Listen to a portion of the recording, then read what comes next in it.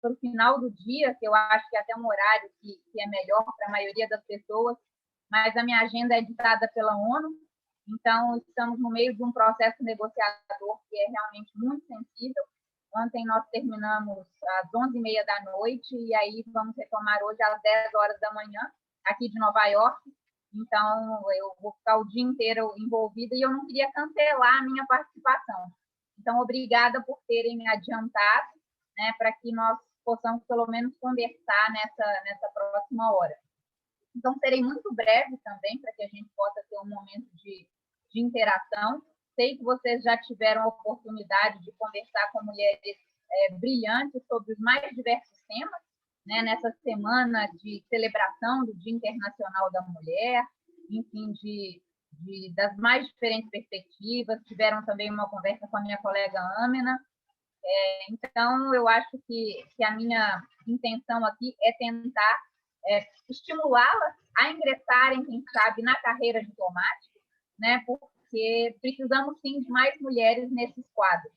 Eu acho que, curiosamente, tentei olhar rapidamente aqui na composição das pessoas que estão participando, eu acho que são pouquíssimos homens, né? Eu acho que talvez 1, 2, enfim. Mas o objetivo é exatamente conversar um pouco sobre a carreira diplomática, o concurso de admissão à carreira diplomática, né? E talvez alguns comentários sobre a prova em si. Né? Então, para quem não me conhece, eu sou a Laura Della Mônica, eu sou diplomata brasileira, né, desde 2012. Eu trabalho atualmente aqui na Missão do Brasil, junto à ONU, em Nova York. Eu sou responsável por um portfólio de temas relacionados ao que a gente chama de terceira comissão. São temas principalmente relacionados a direitos humanos e temas sociais, e também todo o portfólio relacionado à saúde. Então, vocês podem imaginar que, num contexto de enfrentamento à pandemia, a minha agenda é um pouco agitada.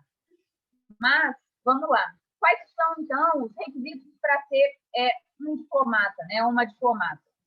As pessoas tendem a se confundir um pouco, porque quando pensam em diplomacia, muitas pessoas imaginam imediatamente o caso do Sérgio Vieira de Mello. Um diplomata que trabalha para a ONU ou um diplomata que automaticamente vai transformar o mundo ou vai negociar o assento do Brasil no Conselho de Segurança, por exemplo. Né? Então, é importante diferenciar o que faz, por exemplo, o Sérgio Vieira de Mello, que era um diplomata, mas que servia à Organização das Nações Unidas, e o que eu faço, né? Que eu sou uma diplomata do governo brasileiro, do Estado. Né? Então, eu trabalho para o Brasil. E aí é o que nós vamos tratar, né? De como ser uma diplomata no sentido de prestar o concurso público, né? Que é o famoso concurso de admissão à carreira de diplomata, e ingressar no funcionalismo público brasileiro, enfim, ser um servidor público, né? Um agente de Estado, que tem toda uma legislação por trás. E aí, quais são os requisitos? Né? É o primeiro passo para saber se é interessante ou não para vocês ingressarem nessa carreira.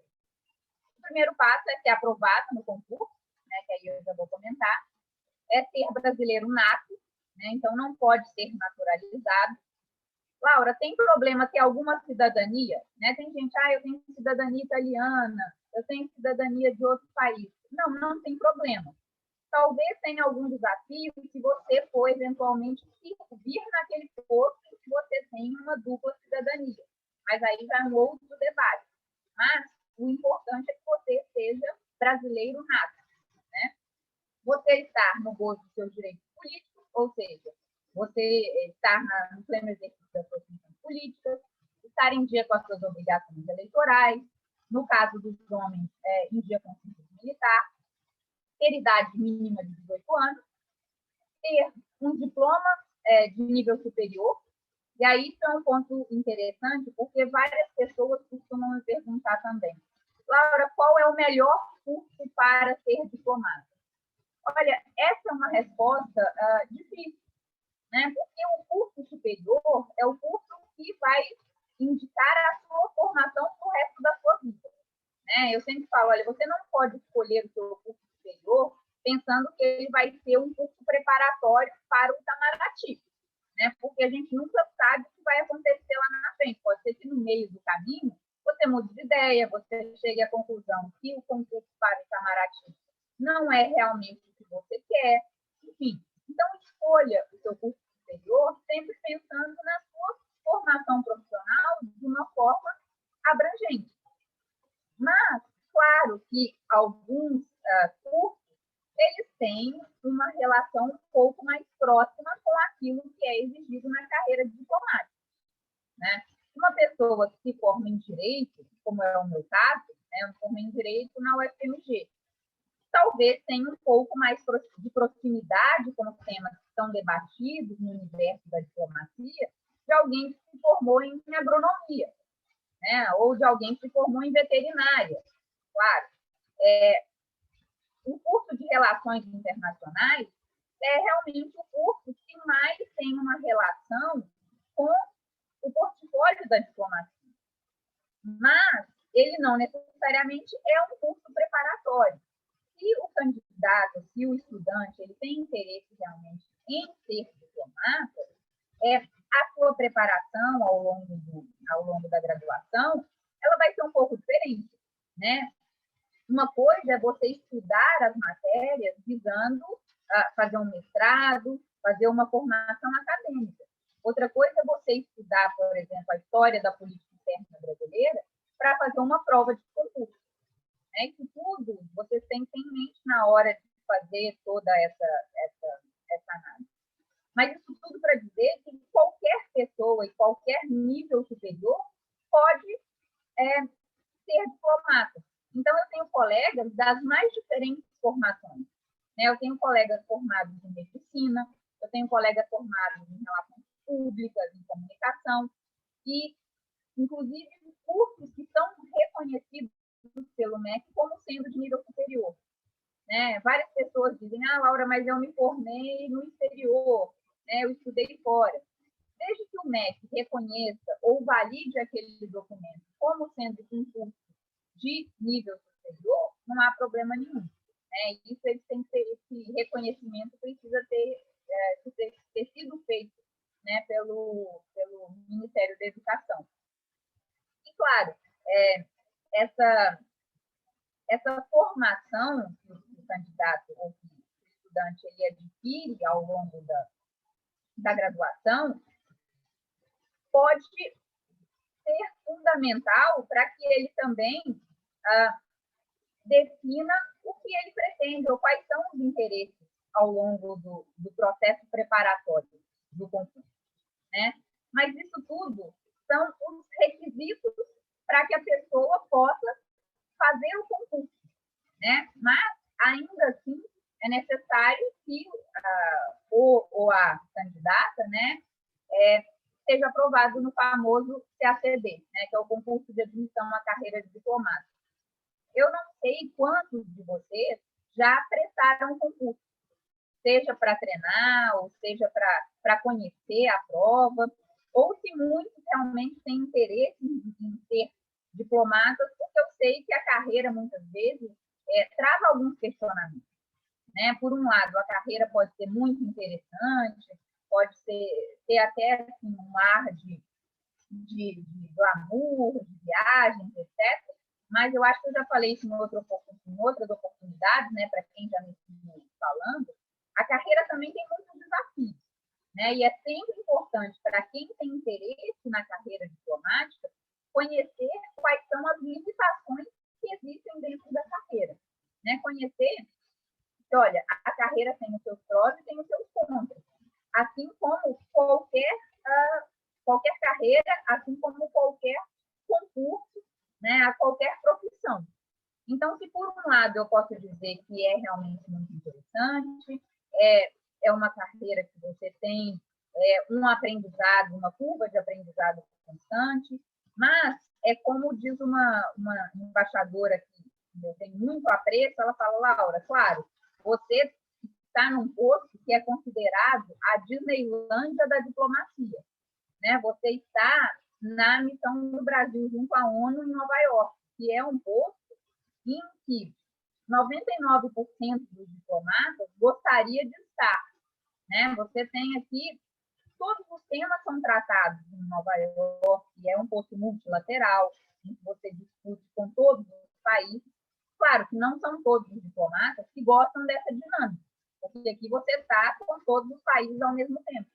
Tem gente que não tem paciência, não gosta de estar numa sala com todos os países discutindo um texto que acha que não vai chegar a lugar nenhum. Mas, ao mesmo tempo, né, é uma dinâmica que é muito rica, mas pode ser também uma dinâmica muito frustrante. Né? Eu estava comentando com vocês, ontem nós ficamos até 11h30 da noite, sendo que na última hora nós ficamos discutindo questões procedimentais. Assim, se um parágrafo, aliás, um conjunto de parágrafos chegou ou não chegou antes de um determinado prazo. Claro que a discussão procedimental ela era só um pano de fundo, porque o que tinha ali era o conteúdo dos parágrafos que era muito sensível. Né? Então, assim, tem toda uma dinâmica política por trás. Mas tem gente que acha que isso não deve ser feito. Mas isso eu só estou dando para vocês um panorama de como também a diplomacia pode ser uma profissão difícil, né? Assim, desgastante, que te exige, assim, os meus cabelos brancos que eu tenho hoje vieram de ser lotada aqui em Nova York. Antes eu não tinha, confesso. Quando eu estava lá em Brasília, ainda não tinha desenvolvido isso. Mas faz parte, né, do processo de amadurecimento, talvez. Mas outros pontos também que têm que ser ponderados para quem tem interesse pelo CACD é a questão dessa dinâmica, realmente, de você ser alocado, né, você ser deslocado com frequência, né? De tempos em tempos, o diplomata precisa mudar de posto, né? Ele precisa ser removido, né? Que é na linguagem do Itamaraty, como a gente chama esses processos de deslocamento de pessoal, né? Então, isso é realmente difícil para a dinâmica familiar, para a dinâmica dos indivíduos, né? Para a saúde mental das pessoas, isso é difícil. Isso é cansativo, né? Você lidar com esses temas.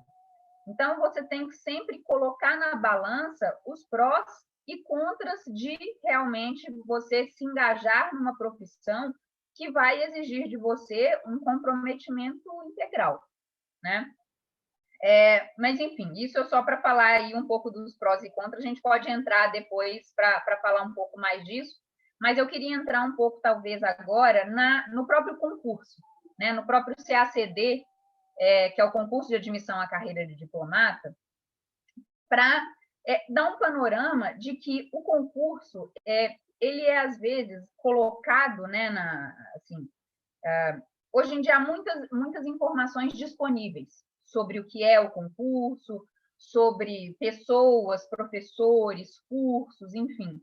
Mas, quando eu fiz a prova, não havia tanta oferta, né? Tanto que eu me mudei de Belo Horizonte para Brasília quando eu me formei.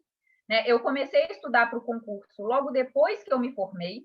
Então, eu não estudei durante a faculdade, isso foi uma diferença grande. Então, se vocês têm interesse realmente em ser diplomatas e têm já essa clareza, vale a pena já investir durante a graduação. E aí eu vou entrar isso um pouco mais para frente, mas não foi o meu caso, né? O concurso, ele normalmente ele é composto por 3 fases, né? A primeira fase ele é com uma prova fechada, né? Certo e errado, em que você tem uma série de temas cobrados, né? Então, português, inglês, história mundial, história do Brasil, geografia, política internacional, economia, noções de direito e direito internacional. Como vocês podem ver, assim, muitos temas. Isso está lá no edital, né? Então, vocês não precisam anotar, podem dar uma olhada nos editais anteriores. Inclusive, tem um edital recente do Itamaraty que está disponível para consulta na internet. E é uma prova de certo e errado. A segunda fase é uma prova discursiva de português e inglês. E a terceira são provas discursivas, aí, história do Brasil, geografia, política internacional, economia, direito e francês e espanhol.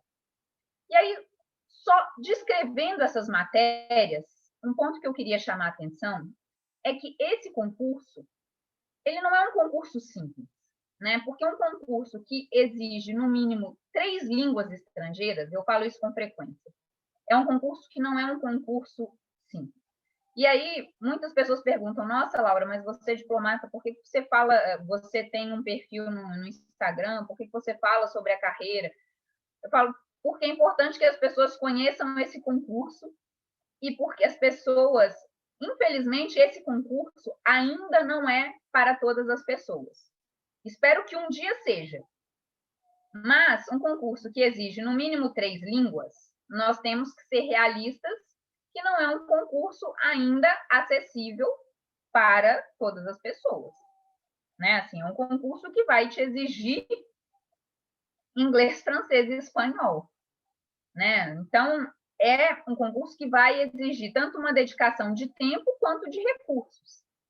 Né? Então, para que os candidatos e as candidatas se dediquem a isso, por isso que eu sempre digo, pesquisem bastante, né? Utilizem todas as ferramentas que têm disponíveis hoje em dia, tanto dos cursos que disponibilizam materiais, palestras, enfim, para que vocês conheçam o que existe, né, no mercado, em termos de professores e cursos, antes que vocês comprometam o tempo de vocês e o dinheiro de vocês. Porque são 2 recursos muito valiosos, né, que é o tempo e o dinheiro. E isso realmente vão ser os recursos que vocês vão ter que realmente gerenciar para otimizar os estudos e alcançar a aprovação de vocês nessa prova. E muita gente, eu acho que há também um mito por trás da prova do Itamaraty, que é o seguinte, como muitas pessoas não conhecem a prova, não sabem que é um concurso público, sério, com uma banca, enfim, toda uma estrutura por trás, há uma crença no sentido, mas é só filho de diplomata que passa, você precisa conhecer gente importante para passar, enfim, um pouco dessa crença que existia um pouco por trás da carreira diplomática. E não é assim. Né? O concurso ele não tem mais uma prova oral.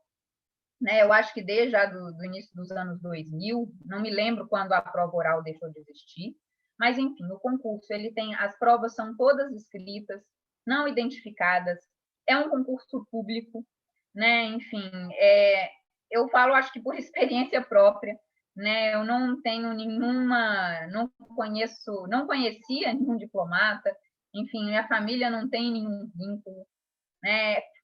Os colegas, enfim. Então, é realmente um concurso público, né? Que você estuda para se tornar um funcionário público que tem a sua atuação regida por legislações internas. Né? A Lei 11.440 de 2006 é a Lei do Serviço Exterior, que vai realmente orientar a atuação da diplomacia. Então, isso é fundamental, né, para vocês saberem, e aí muitas vezes explicar para familiares, para amigos, que não têm muito conhecimento sobre a carreira diplomática. Né? Que quando você fala, eu quero ser diplomata, aí você tem essas reações. Mas você não conhece ninguém importante. Mas como você vai fazer isso se você não tem ninguém, você não tem nenhum diplomata na família? Sabe, essas pequenas crenças, esses mitos, né? Fora no caso de mulheres que muitas vezes escutam, mas como você vai fazer isso? Você não quer casar, né? Mas como você vai fazer isso? E sua família, enfim, pequenos desincentivos que tem aí uma cultura patriarcal arraigada, né? De desincentivo e desestímulo, como se você tivesse que realmente, olha, a sua situação pessoal vai ficar afetada se você tiver uma escolha profissional ousada, enfim. Então, essas questões precisam ser trabalhadas, né? Tanto que é muito curioso, o percentual de aprovação de mulheres ainda é muito baixo. Né? A taxa de aprovação de mulheres fica em torno de 25% nas turmas do Itamaraty. que é um percentual muito baixo para o percentual de representação das mulheres na sociedade brasileira em geral, né? Da taxa do percentual de mulheres que se formam no ensino superior e do percentual de mulheres aprovadas em outros concursos públicos, né? Então, isso é um debate que precisa ser feito, né? Então, por isso que é importante também falarmos sobre o concurso de admissão à carreira de diplomata. Mas, enfim, dito isso tudo, né? Laura, então eu tenho interesse em fazer o concurso do Itamaraty, né? O que eu faço? O que você sugere? Você acha que por onde que eu começo, né? Olha, acho que a primeira coisa é ler o edital, né? É meio óbvio, é meio bobo, já falei isso várias vezes, mas vocês precisam se familiarizar com o concurso, né? Com a carreira, com a linguagem que o concurso utiliza, né? Vocês terem essa informação de base, exatamente para saberem o que os aguarda, como é a carreira, né? O que realmente é a carreira diplomática, né? Para que esses pequenos mitos sejam rompidos ao longo do tempo, para que eventuais dúvidas que vocês tenham ou eventuais questionamentos sejam gradualmente desfeitos, né? Então, eu acho que também um dos objetivos dessa minha fala é que qualquer dúvida que vocês tenham, vocês perguntem, né? Quando eu comecei a estudar para o Itamaraty, eu queria ter tido a oportunidade de fazer várias perguntas e que eu fui descobrir ao longo da carreira, né? Depois que a gente entra no Itamaraty, algumas coisas a gente vai descobrindo pelo que dizem para a gente, pelo que falam. Várias vezes, algumas pessoas me perguntam assim coisas do tipo: nossa, Laura, eu já ouvi dizer que mulher não pode usar calça, ou mulher não pode usar cores fortes. Eu falei, meu amigo, deixa eu abrir meu guarda-roupa aqui para você. Assim. Um dia um amigo falou assim, Laura, eu acho que Carmen Miranda teria inveja do seu guarda-roupa. Porque, assim, eu falei, gente, cor, qual é o problema? Assim, eu acho, claro, bom senso, né? Assim, eu acho que é uma questão de qualquer diplomata, homem ou mulher, tem que ter uma questão de bom senso em termos de estilo, de formalidade, né? Mas, assim, não vejo... Eu acho que são questões também geracionais que precisam ser gradualmente trabalhadas dentro da instituição. Né? Não é de se esperar que a lógica da década de 50 seja uma lógica aplicada aos dias de hoje. Né? Não é de se esperar que uma turma que entrou o ano passado replique a lógica da década de 60 do Itamaraty. Né? Então, eu acho que por isso que é importante que as novas gerações entrem conhecendo, claro, as tradições e respeitando as regras e as realidades da instituição, mas também cientes do seu papel de trazer o debate em relação às inovações, à questão da diversidade, à questão de pontos importantes, exatamente para enriquecer o debate dentro da instituição. Mas, enfim, aí já estou eu divagando sobre as minhas várias ideias. Vamos voltar um pouco sobre o que fazer para em relação ao concurso, caso eu tenha interesse. Né? Então, vamos lá. Ler o edital, né? Primeira coisa. Segunda coisa, buscar informações sobre professores, cursos, né? Pesquisar muito antes de comprometer o dinheiro e o tempo, né? Como eu disse. Hoje, vocês têm como ponto positivo essa oferta de informações, coisa que, quando eu estudei para o concurso, não existia. Né? Quando eu fiz a minha preparação, existia um curso preparatório e alguns professores particulares específicos voltados para uma ou outra matéria. Então, o leque de opções era muito menor.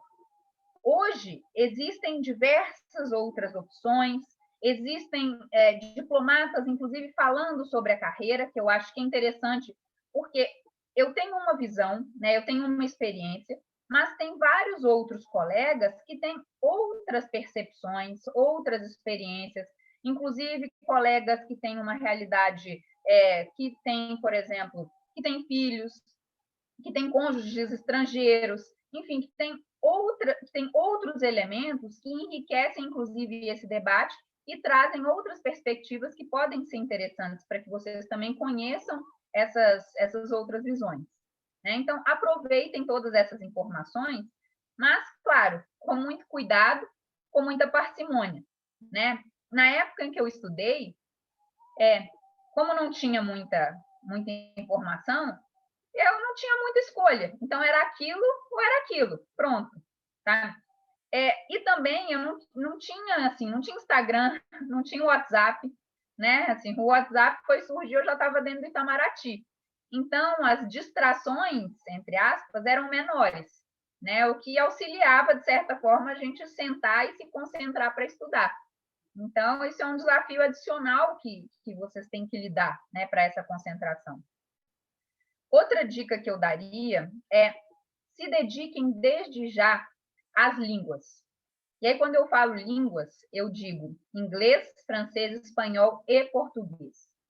Né? E aí as pessoas dizem, Laura, mas por que o português? Porque o português a gente tende a negligenciar, né? Falar, português é minha língua, eu sei, falo e tal, escrevo aqui todo dia. Mas o grau de formalidade e o grau de exigência cobrado, né, da gramática na língua portuguesa, ele é muito alto, né? E um bom português estruturado vai te servir para uma boa argumentação e uma boa expressão em todas as outras matérias, né? E claro, isso é uma forma de você consolidar o seu estudo a longo prazo. E as outras línguas, né, o inglês, o francês e o espanhol, é fundamental porque são matérias que não se aprende do dia para a noite, né? E, claro, são investimentos que, se forem feitos de forma diluída e a longo prazo, o impacto financeiro é um pouco menor, né? Você consegue realmente se organizar para isso não ser, assim, de uma hora para outra.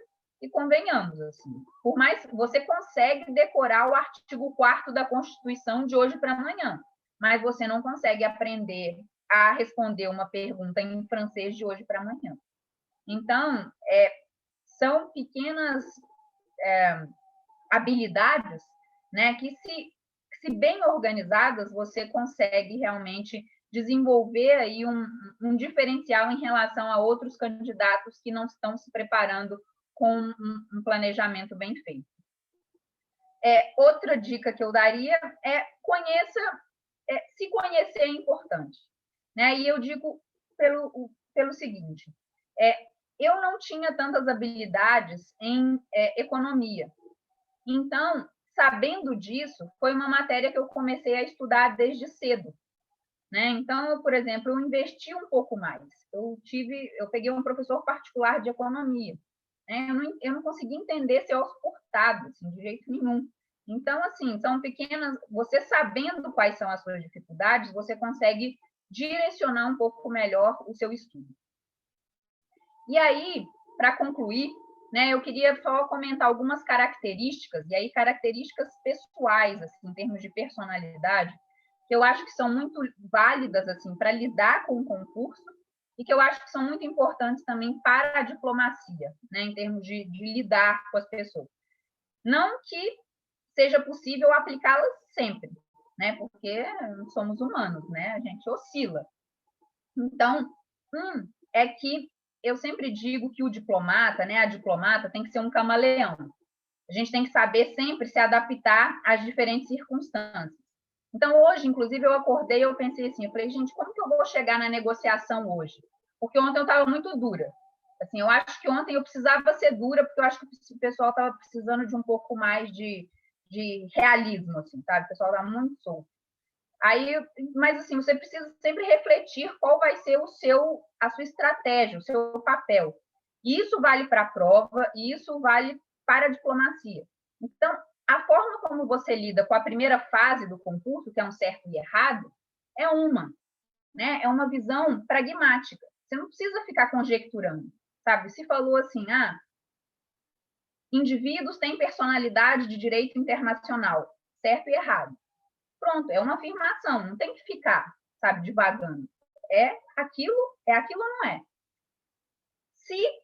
Aí a terceira fase é outra abordagem. Então, por isso, essa necessidade de adaptação. né? De você saber lidar com o ambiente e com o que a banca te exige.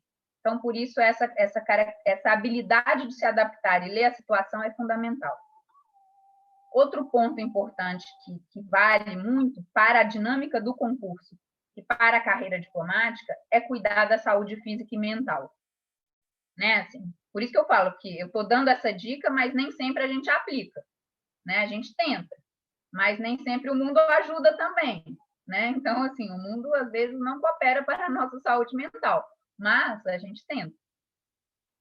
Outro ponto importante é se realmente é um objetivo de vocês, é uma meta, é persistência. Porque pode ser que em algum momento não dê certo. E eu falo por experiência própria. Eu passei na minha segunda tentativa. Né? Na minha primeira tentativa, eu cheguei até a terceira fase do concurso e eu não passei. E foi muito triste. Claro que você fica assim, mal, você fica arrasado, você chora, você coloca lá aqueles pagode depressivo, fica chorando, fica mal, entendeu? Mas aí você fala assim, é aquilo que você quer? Sabe? Você fala assim, sabe? Você acha que você pode fazer a diferença sendo uma boa diplomata, sabe? Uma boa formuladora de políticas internacionais? Então, assim, claro, você vai ficar mal por um tempo, mas você vai. Não, vamos lá, vamos reestruturar. Onde foi que deu errado? Onde foi? Vamos reavaliar e vamos continuar firme, tá? Então, assim, isso vale também para a nossa atuação na diplomacia. E essa questão de você buscar sempre ferramentas para tentar lidar com os desafios que o concurso vai te colocar. É um concurso duro, é um concurso difícil, é um concurso que vocês vão ouvir pessoas falando das mais diversas teorias, das mais diversas sugestões e palpites, todo mundo vai ter uma ideia sobre o concurso, mas o que eu sempre digo, inclusive para uma amiga minha que tenta o concurso e que eu falo com ela, lide com as informações que estão sob seu controle, né? Porque as pessoas falam, Laura, mas esse concurso vai adiar, o concurso vai, a pandemia. Eu falei, olha, isso não está sob o seu controle, né? Lide com o que você tem controle, sabe? Organize seu cronograma com a data que você tem disponível, né? Faça aquilo que está sob o seu alcance. O resto, se alguma coisa desviar do caminho, aí você readapta. Mas se você ficar sempre conjecturando e tentar trabalhar com todas as variáveis possíveis, aí não tem como você ter um planejamento que seja minimamente razoável. Mas eu acho que, assim, falei mais do que eu planejava, né? Eu queria ter falado em 15 minutos, eu acho que eu já falei mais de meia hora. Então, assim, é isso. O concurso é complexo, mas não é impossível, sabe? O concurso, ele exige organização, ele exige planejamento, mas é um concurso possível, né? É um concurso que eu falo mais uma vez que nós precisamos das pessoas de diversas regiões do país, precisamos de mais mulheres na carreira diplomática e precisamos de boas pessoas, precisamos de pessoas com boas ideias, precisamos de pessoas dispostas a realmente construir uma imagem de Brasil, de mostrar realmente que o país é um país que tem todas as credenciais, sabe? Que é um país que tem ali que é um país que é o Brasil, sabe? Assim, eu tenho realmente muito orgulho de ser diplomata, de trabalhar pelo meu país. É um desafio, é um aprendizado, mas eu acho assim, vale muito a pena. De vez em quando a gente passa assim uns perrengues, né? Igual o pessoal brinca, é um perrengue chique, pode ser, mas a gente aprende, a gente lida com isso, mas assim, vale muito a pena. Então, olha, fica aí o meu depoimento. Se vocês tiverem qualquer dúvida, podem me mandar no chat, se alguém quiser também tomar a palavra, fiquem à vontade. A gente tem até 10 horas, aliás, 10 horas aqui de Nova York, né? Aí 2 horas na frente, enfim. Então, é isso. Obrigadíssimo. Muito obrigada, Laura. Antes de começar com as perguntas que vão mandando no chat, eu tinha uma pergunta aqui, pessoal. no âmbito relacionado ao concurso, mas eu queria saber o pós-concurso, como é que é? Você estudou tanto para aquilo, você passou, e agora? Como é que é o sentimento de você entrar lá no Itamaraty e falar, meu Deus, tem aquela sensação de será que eu sou capaz mesmo ou ficou só no papel? Como é que funciona essa parte? Engraçado. Eu estava pensando, não sei que dia, acho que eu estava pensando nisso esses dias, assim. Eu estava vendo uma live, é porque como eu cuido dos temas de igualdade de gênero, né? O mês 8, assim, o mês de março, para mim, é um mês, assim, completamente atordoado. Para vocês terem uma ideia, a única palestra que eu aceitei falar no mês de março foi a de vocês. Então, assim, não aceitei mais nenhuma, assim, porque eu não tinha agenda. E tem um tema que sempre surge nesses debates, é a questão de síndrome de impostora, né? Que eles falam, nossa, de você estuda muito, você passa, e aí quando você entra na instituição, você fala, ai meu Deus, mas eu não sou capaz e tal. Eu falei, olha, eu acho que eu não me senti assim. Eu senti, quando eu passei e eu entrei no Itamaraty, eu falei, sabe aquela música assim, acho que é da Ludmilla, que fala assim, cheguei chegando, bagunçando, não vou nem cantar, né? Porque ninguém merece eu cantando essa hora da manhã.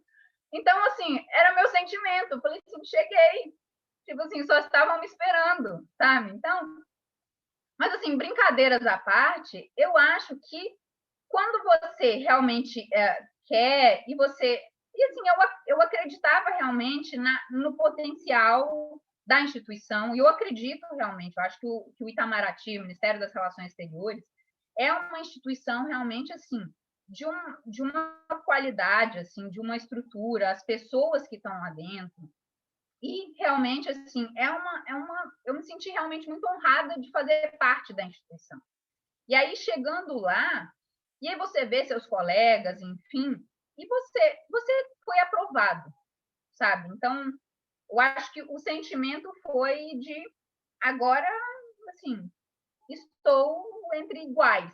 E é uma coisa que eu acho que eu sempre falo com principalmente as mulheres, assim, as minhas amigas que vão fazer a prova, era um sentimento que eu acho que é importante desenvolver na hora de fazer a prova, é o seguinte, olha, a prova discursiva, o sentimento que o candidato tem que ter na hora de responder é o seguinte: olha, banca, você está me fazendo essa pergunta aqui, mas a minha resposta é para dialogar com você de igual para igual.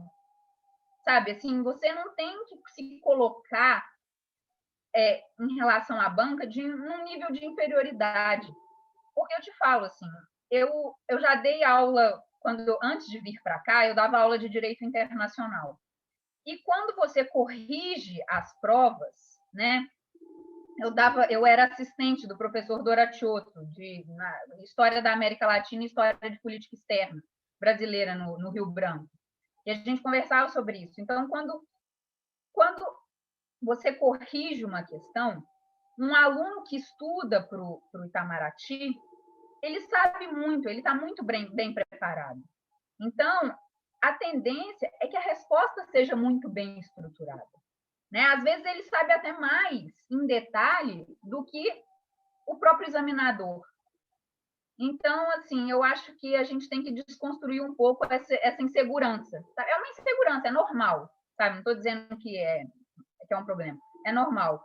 Mas eu acho que as pessoas têm que se sentir mais, olha, você foi aprovado, sabe? Você fez a sua parte, você passou por todos os critérios e você está ali porque você conseguiu chegar ali. Então, é isso. E aí, dali em diante, claro, você vai ter que continuar provando, porque você vai ter as aulas do Rio Branco, você vai ter as provas, você vai ter ranking, você vai ter o seu trabalho ali no dia a dia, enfim, não para, né? Mas faz parte. Muito obrigada, Laura. Aqui tem duas ou três perguntas. A primeira é da Fernanda. Ela perguntou com que idade você alcançou o nível avançado necessário, né, para fazer a prova do Itamaraty, das línguas estrangeiras, né? Olha, com que idade? Eu acho que essa é uma pergunta meio subjetiva, porque na verdade, eu acho que não necessariamente você precisa alcançar a proficiência para fazer a prova do Itamaraty em termos de língua. Você precisa adquirir as habilidades para ser aprovada na prova, né? Então, assim, o meu estudo das línguas estrangeiras, ele vem de antes, né? O inglês eu já estudava há bastante tempo, né? Desde pequena, assim, a minha mãe me colocou naquelas escolas, sabe, assim, que você começa assim no IASG, aquelas coisas assim que você aprende, as frutas, aí tem a festa de Halloween. Então, assim, comecei assim, naquelas escolas, assim. O espanhol foi de maneira similar. Eu comecei o espanhol no meu colégio, na época, no Colégio São Paulo, lá em Belo Horizonte. E eu comecei o espanhol aprendendo aquelas músicas, assim, aqueles boleros antigos, assim. Até hoje eu gosto meu gosto musical é bastante questionável, assim, quem me acompanha sabe. É muito eclético, mas por isso, assim, eu gosto de até esses boleros espanhóis antigos, foi isso. Eu comecei estudando e aí depois eu fui aprimorando. Aí eu fiz a proficiência, o DELE, né, que é o Diploma Superior de Espanhol, de Salamanca, enfim. E aí francês também eu fui estudando, mas foi um processo gradual. Mas isso não significa que eu estava apta e preparada para fazer a prova do Itamaraty. Porque às vezes você tem afluência, você consegue, sei lá, viajar e ir na padaria comprar um croissant, sabe? Você consegue ir comprar um ticket para pegar um trem no país estrangeiro. Mas você precisa, para a prova do Itamaraty, desenvolver as habilidades formais que a banca vai te exigir. Qual é a construção frasal que vai te dar um ponto específico? Então, às vezes, é mais interessante você ter um direcionamento de professores que conhecem a prova, que conhecem a banca, né? Eu tenho colegas, por exemplo, que começaram do zero, né? Que não sabiam, por exemplo, francês, e aí pegaram professores particulares para fazerem essa preparação e, sei lá, estudaram um ano fazendo essa preparação específica para o Itamaraty, para aprender ali a escrever. E aí, é claro, é um processo um pouco mecânico. Você vai aprender a decorar, vai aprender algumas formulações, e aí a fluência depois, a habilidade mesmo linguística, você adquire depois. Né? Mas para fazer a prova é mais uma habilidade estratégica do que necessariamente uma fluência ou uma proficiência. Obrigada, Laura. Acho que ficou bem claro aí para o pessoal. A outra pergunta da Renata. Laura, como você recomenda o estudo do português enquanto ainda estamos na graduação? Cursos específicos, redações, estudo de gramática, etc. Essa é uma pergunta assim que é até meio difícil, mas uma forma de estudo que eu sempre achei útil é resumo, né, que é uma forma até que voltou, inclusive, agora a ser cobrada na segunda fase, que antes eu já fazia, mas agora, como voltou a ser cobrada, é até interessante, no sentido de você, às vezes, ler uma determinada notícia, ou ler uma reportagem, alguma coisa nesse sentido, e fazer um resumo, mas assim, um resumo, um parágrafo, sabe? Coisas que não te tomem muito tempo. Exatamente para você desenvolver essa sua habilidade de concisão, de argumentação, de conseguir identificar realmente qual é o eixo temático daquela notícia, por exemplo. Essa é uma forma. Gramática eu não diria tanto, né? Porque eu acho que a gramática ela vai ser uma coisa mais específica para quando você já estiver treinando para fazer a prova, né? E aí, claro, eu acho que leitura, para quando você tem mais tempo durante a graduação, é sempre interessante, porque você conhecendo diferentes autores, como eles escrevem, a forma como eles desenvolvem a estrutura argumentativa, sempre ajuda, né? Conhecer a literatura brasileira. Existem diversos livros, eu não vou pegar agora porque está aqui na minha sala, mas tem diversos livros, esses de ensino médio, muitas vezes, que tem, assim, sobre literatura brasileira, aqueles, tipo, umas compilações, assim, que tem as várias, sei lá, vai do romantismo, byronismo, e vai explicando. Eu acho que esses livros são muito úteis, porque você vai relembrando, por exemplo, os diversos períodos, sabe? Conhecendo os autores brasileiros, eu acho muito útil. Então, assim, essas pequenas leituras vão ajudando você a construir pelo menos um arcabouço, assim, de como é a literatura, o histórico e etc.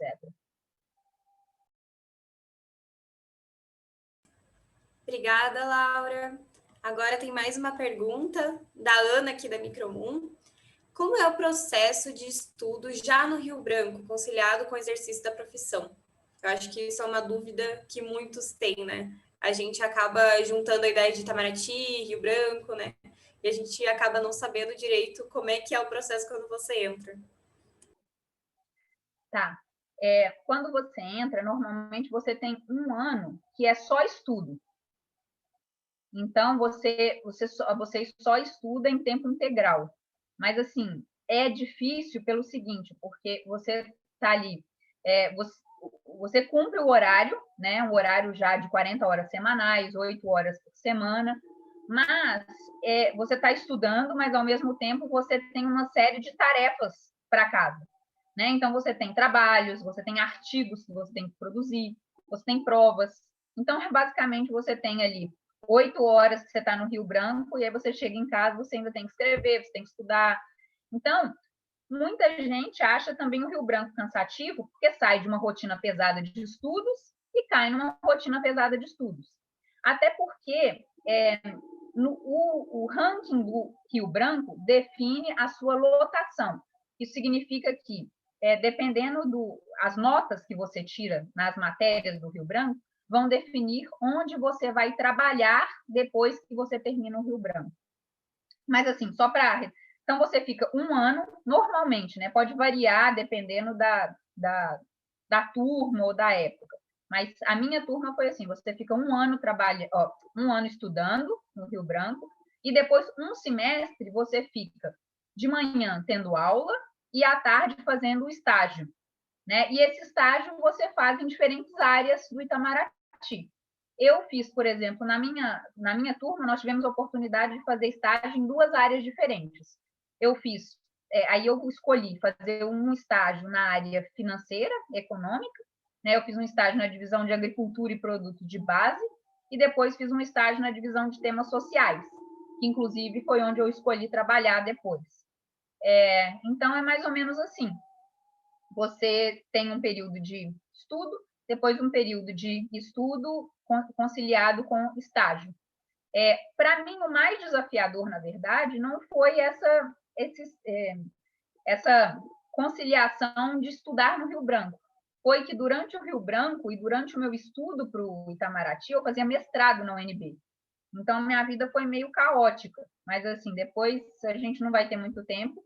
Mas foi o mais difícil para mim foi isso, foi conciliar o meu mestrado fora, que era na UNB, com o Rio Branco, que aí encavalava tudo, aí eu tinha que conciliar os professores me autorizando a, às vezes, assistir uma matéria, fazer matérias fora de horário, enfim, professores da UNB, eu fazia 9 horas da noite a matéria, enfim, então essa foi a minha dificuldade, mas o Rio Branco em si é gerenciável, é cansativo, mas é factível.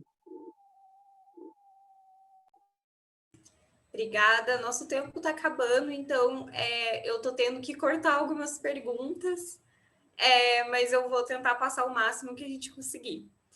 Aqui tem uma pergunta bem curiosa da Maria Eduarda, que eu nunca tinha pensado nisso.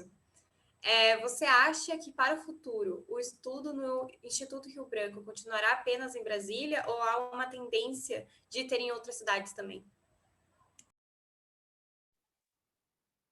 Olha, essa é uma pergunta interessante, assim, eu não sei, porque eu acho que com a pandemia, né, assim, o estudo já passou a ser virtual, em alguns casos. Né? Então, eu acho que essa digitalização, não sei se é a melhor palavra, mas o fato de muita coisa ter sido passada para esse ambiente online, né, já levou a questionamento sobre reformulação de diversas formas de atuação em várias frentes. Inclusive, é um debate grande que a gente tem na diplomacia.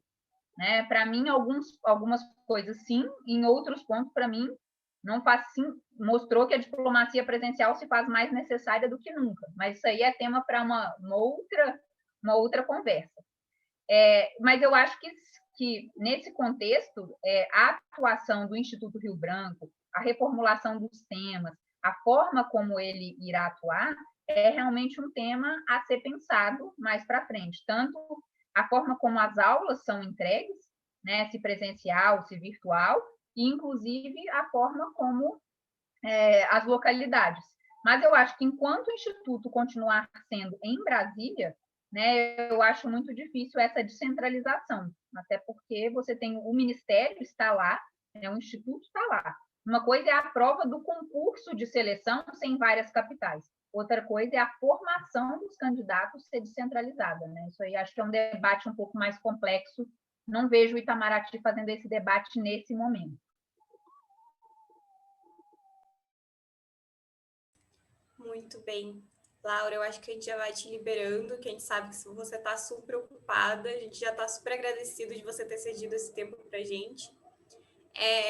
Eu mesmo tinha mais perguntas, mas eu acho que eu vou te mandar no Instagram depois. É mais sobre o documentário Exteriores que eu estava assistindo.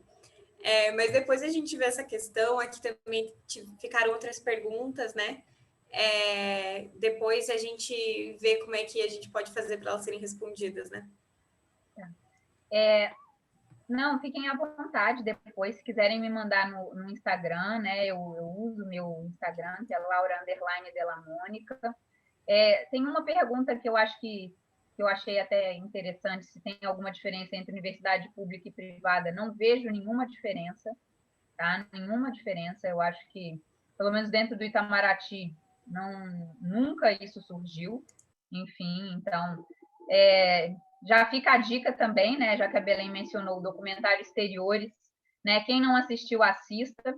Foi um trabalho que a gente fez que exigiu também muito esforço do grupo de mulheres diplomatas, que é um grupo que a gente tem dentro do Itamaraty, bastante articulado, de atuação exatamente nossa para realmente divulgar mais, levantar a história das mulheres na carreira diplomática. Eu acho que está inclusive no link da minha bio lá no Instagram, mas tem na plataforma Vimeo também, né? Então é um documentário assim super interessante. Temos pouco mais de 100 anos, né, da entrada da primeira mulher na diplomacia. Mais uma vez, muitíssimo obrigada pelo tempo de vocês, né, por me ouvirem. Obrigada também pela flexibilidade de terem mudado o horário. Fiquem à vontade, mais uma vez, para me mandarem perguntas, qualquer curiosidade que tiverem. E é isso. Um bom dia aí para vocês, né? Bom final de semana e seguimos nos falando. Muito obrigada, Laura. A gente fica muito feliz em poder te ouvir de novo, conversar com você. É sempre bom, sempre tem novas coisas a agregar.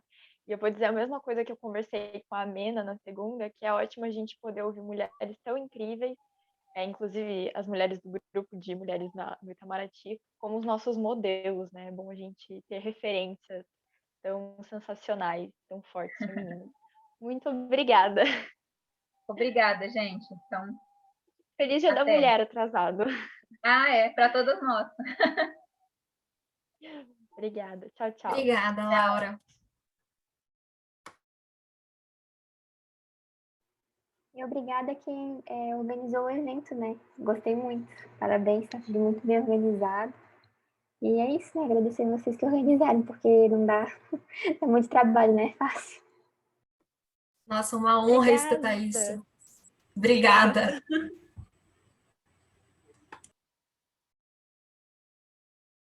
Até amanhã, gente. Não esqueçam da palestra da Hayat.